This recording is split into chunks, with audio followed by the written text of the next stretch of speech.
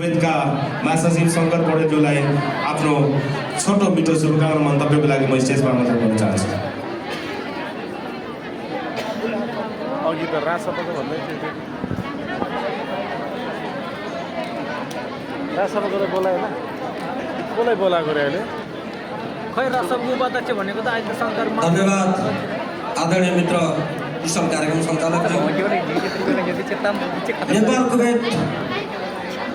नेपाल तामाङ घेदुङ कुवेतद्वारा आयोजित सोनाम लोसार विशेष सांस्कृतिक कार्यक्रमका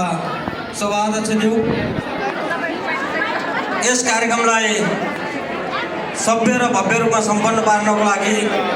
प्रमुख अतिथिको रूपमा उपस्थित नेपाली राजदूतावास कुवेतका महामहिम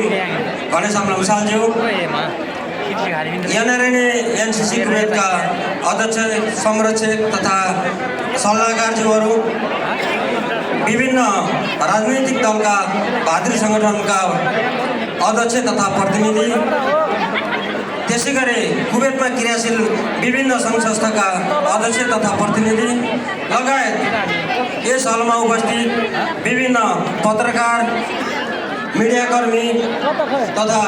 दर्शक महानुभावहरूमा म शङ्कर पौडेल र